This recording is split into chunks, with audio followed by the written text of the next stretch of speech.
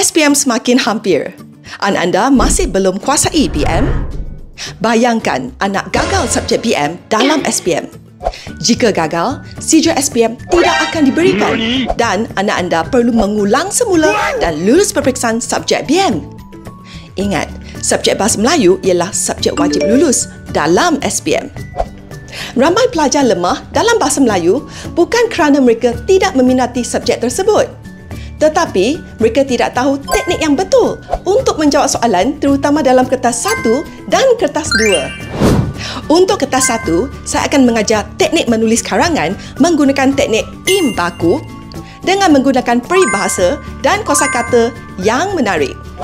Selain karangan, pelajar juga wajib menguasai 9 bahagian penting dalam kertas 2, iaitu morfologi, sintaksis, penyuntingan, Bahasa Melayu standard, peribahasa, pemahaman petikan umum, pemahaman petikan sastra, novel dan rumusan.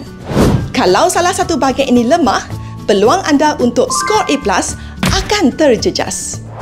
Hai, saya Cikgu Shirley dengan pengalaman mengajar Bahasa Melayu lebih 25 tahun dan telah membimbing ramai pelajar setiap tahun untuk mendapat keputusan yang cemerlang dalam SPM setiap tahun.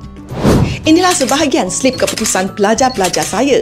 Ribuan pelajar telah berjaya melakukan anjakan paradigma daripada langsung tidak tahu menulis kepada keputusan cemerlang. Bagi saya, inilah bukti nyata bahawa dengan teknik yang betul, pelajar boleh mengubah kelemahan menjadi kekuatan. Setiap slip ini ada kisah usaha dan kejayaan di sebaliknya.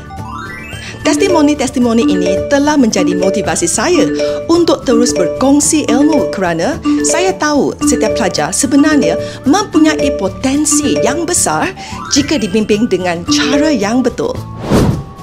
Oleh itu, kami menganjurkan seminar BM SPM khas untuk membantu anak anda menguasai karangan dan 9 bahagian penting dalam kertas 2 sebelum peperiksaan sebenar. Dengan strategi yang betul, mereka akan lebih yakin menghadapi peperiksaan BM SPM mereka nanti. Jangan tunggu sampai terlambat. Sertailah seminar BM SPM bersama Cikgu Shirley. Kejayaan anda, misi kami.